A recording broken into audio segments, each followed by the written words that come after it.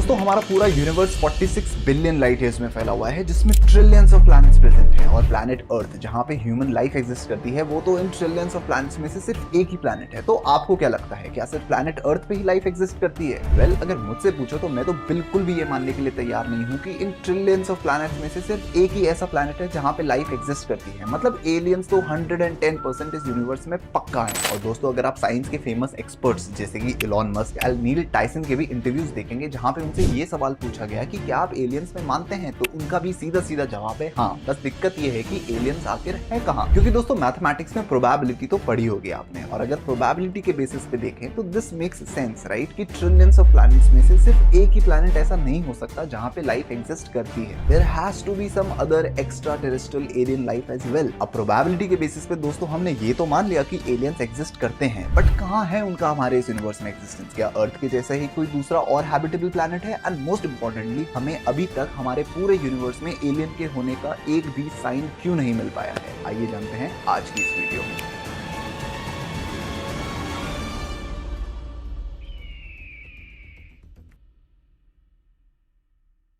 अब दोस्तों हमारी इस कहानी की शुरुआत होती है 1950 के एक कंफर्टेबल समर आफ्टरनून से, जब physicist Edward Teller, Herbert York, Emil Konopinski and Enrico Fermi बैठकर अपने लंच टाइम में एवं इधर उधर की कुछ बातें कर रहे थे। वो रिसेंटली पब्लिश हुए किन्हीं यूएफओ रिपोर्ट्स के बारे में बात कर रहे थे, एलियंस के बारे में बात कर रहे थे, एंड लाइट से भी फास्ट ट्रैवल करने के बारे में बात कर रहे थे। स्पेस एंड साइंस के वेरियस टॉपिक्स पे इधर उधर बात करते करते एनरिको फर्मी एकदम से कहते हैं कि but where is everybody? Don't you ever wonder where everybody is? And Fermi के बाकी फिजिसिस्ट दोस्त समझ गए कि एनरिको फर्मी यहाँ पे एलियंस की बातें कर रहे हैं। एनरिको फर्मी भी दोस्तों फर्म बिलीवर थे कि इस इतने बड़े यूनिवर्स में क्या अर्थ के जैसा कोई और दूसरा हैबिटेबल प्लैनेट नहीं हो सकता क्या? एनरिको फर्मी ने इस सवाल का जवाब ढूंढने के लिए फिर कुछ सीरीज ऑफ कैलकुलेशंस करी on the probability of Earth like planets in our universe. उनकी कैलकुलेशन के बेसिस पे उन्होंने ये कंक्लूड किया कि एलियंस को तो अर्थ काफी टाइम पहले ही विजिट कर लेना चाहिए था, और वो भी सिर्फ एक बार नहीं, इनफैक्ट बल्कि बार बार। मतलब कि इस यूनिवर्स में अर्थ के जैसे ही दूसरे और हैबिटेबल प्लैनेट्स भी हैं। बस प्रॉब्लम ये है कि उनके और हमारे बीच का डिस्टेंस इतना ज्यादा है कि अभी तक कोई भी एक्स्ट्रा टेरेस्ट्रियल एलियन लाइफ हम तक नहीं पहुंच पाई, और ना ही हम उन तक पहुंच पाए हैं। और दोस्तों ये बात सुनने में जायज भी लगती है, क्योंकि अगर हम सिर्फ सोलर सिस्टम को हमारे मिल्की वे गैलेक्सी के अंदर ही देखें तो हमारा solar system milky Way Galaxy के आउटर एरियाज में सिचुएटेड है, और अकेला मिल्की वे गैलेक्सी ही 1 लाख लाइट ईयर्स में फैला हुआ है।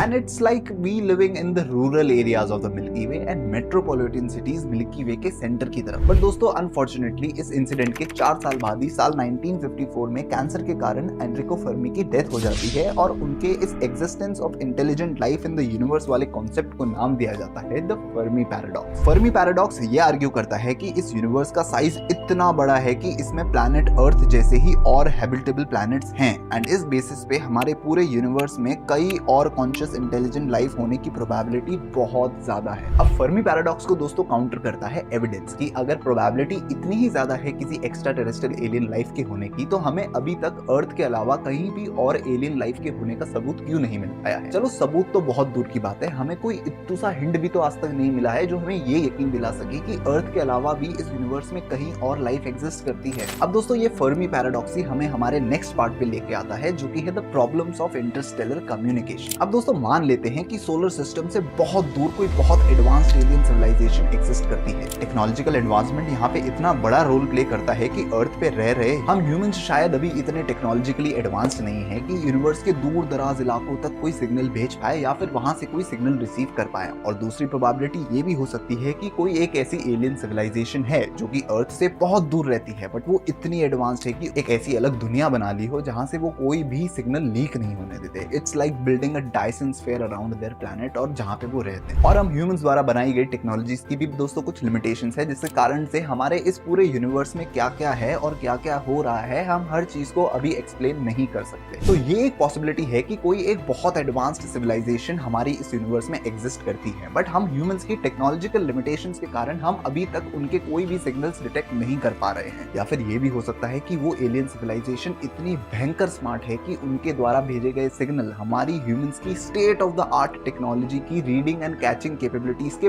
बहुत परे है। लाइक हमारे द्वारा बनाए गए इंस्ट्रूमेंट्स अभी इतने एडवांस्ड नहीं है कि वो उन टाइप के एडवांस्ड सिग्नल्स को डिटेक्ट कर पाए। जस्ट लाइक हमारी आंखें जो कि इंफ्रारेड वेवलेंथ्स एंड सिग्नल्स को नहीं देख पाती, पर इसका ये मतलब तो नहीं है ना कि इंफ्रारेड वेवलेंथ्स एंड सिग्नल्स होते ही नहीं है। ठीक वैसे ही अब टेक्नोलॉजिकल लिमिटेशंस के कारण दोस्तों हम रुक तो सकते नहीं है एलियंस को ढूंढने में, तो चलो कोई दूसरा तरीका सोचते हैं। आई गेस आपने ये कोट तो सुना ही होगा कि mathematics is considered as the language of the universe. तो दोस्तों एक मैथमेटिकल इक्वेशन है जिसे 1961 में डेवलप किया था फ्रैंक ड्रेक ने to estimate the number of active communicative civilization in our Milky Way galaxy की। और दोस्तों इस इक्वेशन को नाम दिया गया है द ड्रेक इक्वेशन, और कुछ ऐसी दिखती है ये इक्वेशन। अब प्रॉब्लम यहाँ भी है दोस्तों, बट प्रॉब्लम इक्वेशन में नहीं है, प्रॉब्लम है इक्वेशन के वेरिएबल्स की वैल्यू जानने। जैसे कि आर स्टार डिनोट करता है the average rate of star formation just like our sun. F P denote करता है the fraction of stars with planets, जैसे कि सन एंड उसको सराउंड करते हुए सोलर सिस्टम के planets. And F L denote करता है the fraction of planets where life develops, जैसे कि अर्थ। अब प्रॉब्लम यह है कि इन तीनों ही वेरिएबल्स के सॉलिड आंसर्स नहीं पता है हमें। हम नहीं जानते कि मिल्की वे गैलेक्सी के किसी दूसरे एरिया में एक सन जैसा ही मैसिव स्टार फॉर्म होने में कितना टाइम लेता है, और उनमें से कितने ऐसे स्टार्स हैं जिनके आसपास और प्लैनेट सोलर सिस्टम की तरह रिवॉल्व करते हैं। अब अगर ये पता है कि सोलर सिस्टम की तरह रिवॉल्व करते हैं, तो उनमें से कितने ऐसे प्लैनेट्स हैं जो कि हैबिटेबल है अर्थ की तरह। ये सारी प्रॉब्लम्स है दोस्तों द ड्रेक इक्वेशन के साथ। अब वेरिएबल्स की वैल्यूज निकालना तो सिर्फ एक प्रॉब्लम है दोस्तों आउट ऑफ मेनी प्रॉब्लम्स। जैसे कि हम कैसे मान ले कि लाइफ जिस तरह से अर्थ पे इवॉल्व एंड डेवलप हुई है, वो सेम उसी तरीके से दूसरी किसी और हैबिटेबल प्लैनेट पे भी इवॉल्व एंड डेवलप करी होगी। हम ये भी नहीं जानते कि जो डेवलपमेंट की ट्रेजेक्टरी हम ह्यूमंस की रही है, वही सेम ट्रेजेक्टरी किसी और सिविलाइजेशन की भी रही होगी। लाइक हम तो नंगे केवमैन से इवॉल्व होके डेवलप होके आज यहाँ तक पहुंचे हैं, और क्या गारंटी है कि इस यूनिवर्स में अगर कोई और भी सिविलाइजेशन अगर रहती भी है तो वो भी हमारी तरह ही डेवलप करी हो। और हम तो ये भी अज्यूम करके बैठे हैं कि जिस तरह से हम ह्यूमंस कम्युनिकेट करते हैं ओवर लॉन्ग डिस्टेंसेस, कोई एलियन सिविलाइजेशन भी ओवर लॉन्ग डिस्टेंसेस उसी तरीके से कम्युनिकेट करती हो। क्या गारंटी है उसकी? क्या पता उनके पास कोई अलग ही तंत्र पंत्र चल रहा हो जिनके कारण से वो एक गैलेक्सी से दूसरी गैलेक्सी कम्युनिकेट कर पाए। और ये भी एक पॉसिबिलिटी है कि एक्चुअल में कोई बहुत एडवांस्ड दो एलियन सिविलाइजेशंस हैं जो अलग अलग गैलेक्सी में रह रही है। मान लो एक मिल्की वे गैलेक्सी में रहती है और दूसरी एंड्रोमेडा गैलेक्सी में रहती है, और वो इतने एडवांस्ड है कि वो एक दूसरे से कम्युनिकेट कर पा रहे हैं ओवर लॉन्ग डिस्टेंसेस। उन्होंने कोई ऐसी टेक्नोलॉजी डेवलप कर ली है, बट क्या पता उनके सिग्नल्स अर्थ के आसपास से होके ही गुजरते हों, बट वो सिग्नल्स इतने ज्यादा एडवांस्ड है कि हमारी state of the art technology भी फेल हो जाती है उन सिग्नल्स को डिटेक्ट करने में। जस्ट लाइक हमारी आंखें जो कि इंफ्रारेड रेज को देख नहीं सकती, पर इसका ये मतलब नहीं है कि इंफ्रारेड रेज होती ही नहीं। मतलब है ना कितना इंटरेस्टिंग। तो दोस्तों ऐसी ही बहुत सी पॉसिबिलिटीज हैं जो हमें रिस्ट्रिक्ट करती है हमारे यूनिवर्स में कोई और इंटेलिजेंट लाइफ से मिलने में। बट अगर आप मुझसे पूछो तो मैं तो अभी भी बिल्कुल भी ये नहीं मानता कि ट्रिलियंस ऑफ प्लैनेट्स में से, आई मीन सोच के देखो, ट्रिलियंस ऑफ प्लैनेट्स हैं हमारे इस पूरे यूनिवर्स में, ऑब्जर्वेबल यूनिवर्स में, और इन ट्रिलियंस ऑफ प्लैनेट्स में से सिर्फ एक प्लैनेट अर्थ है जहां पे लाइफ एग्जिस्ट करती है, और हम बस ये सोच के बैठ जाएं कि एलियंस है ही नहीं। ना ना ना ना ना ना, नेगेटिव। तो मेरे प्यारे प्यारे दोस्तों, अगर आपको वीडियो देख के मजा आया हो, या फिर इससे कुछ भी वैल्यूएबल सीखने को मिला हो, या फिर आपके दिमाग के पंटर थोड़े घूमे हो, तो do not forget to like, comment and subscribe to the curious Nihal, and I shall see you in next one. Till then, bye bye.